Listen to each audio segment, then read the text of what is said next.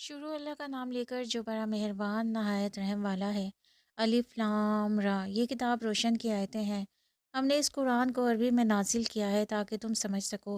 اے پیغمبر، ہم اس قرآن کے ذریعے سے جو ہم نے تمہاری طرف بھیجا ہے تمہیں ایک نہایت اچھا قصہ سناتے ہیں، اور تم اس سے پہلے بے خبر تھے۔ جب یوسف نے اپنے والد سے کہا کہ ابا، میں نے خواب میں 11 ستاروں اور سورج اور چاند کو دیکھا ہے، دیکھتا کیا ہوں کہ وہ مجھے سجدہ کر رہے ہیں۔ انہوں نے کہا، بیٹا، اپنے خواب کا ذکر اپنے بھائیوں سے نہ کرنا، نہیں تو وہ تمہارے حق میں کوئی فریب کی چال چلیں گے۔ کچھ شک نہیں کہ شیطان انسان کا کھلا دشمن ہے، اور اسی طرح خدا تمہیں برگزیدہ اور ممتاز کرے گا اور خواب کی باتوں کی تعبیر کا علم سکھائے گا، اور جس طرح اس نے اپنی نعمت پہلے تمہارے دادا پر دادا اور ابراہیم اور اسحاق پر پوری کی تھی، اسی طرح تم پر اور اولاد یعقوب پر پوری کرے گا۔ بے شک تمہارا پروردگار سب کچھ جاننے والا اور حکمت والا ہے۔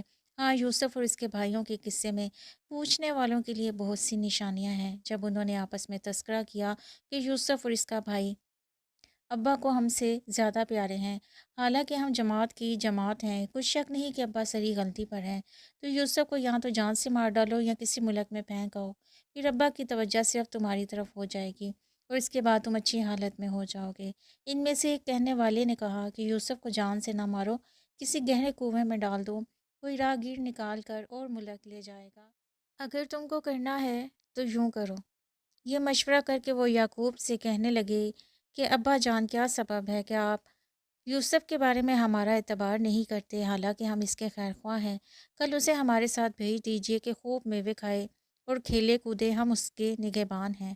انہوں نے کہا، یہ امر مجھے غمناک کیے دیتا ہے کہ تم اسے لے جاؤ، یعنی وہ مجھ سے جدا ہو جائے، اور مجھے یہ بھی خوف ہے کہ تم کھیل میں اس سے غافل ہو جاؤ اور اسے بھیڑیا کھا جائے۔ وہ کہنے لگے، اگر ہماری موجودگی میں کہ ہم ایک طاقتور جماعت ہیں اسے بھیڑیا کھا گیا تو ہم بڑے نقصان میں پڑ گئے۔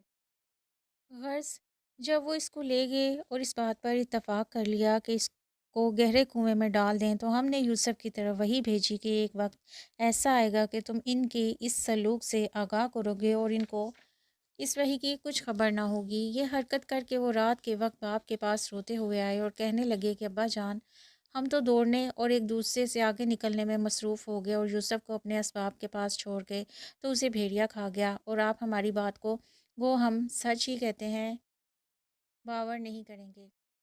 حقیقت الحال یوں نہیں ہے، بلکہ تم اپنے دل سے یہ بات بنا لائے ہو۔ اچھا صبر کہ وہی خوب ہے، اور جو تم بیان کرتے ہو اس کے بارے میں خدا سے ہی مدد مطلوب ہے۔ اب خدا کی شان دیکھو کہ اس کنویں کے قریب ایک قافلہ آوارہ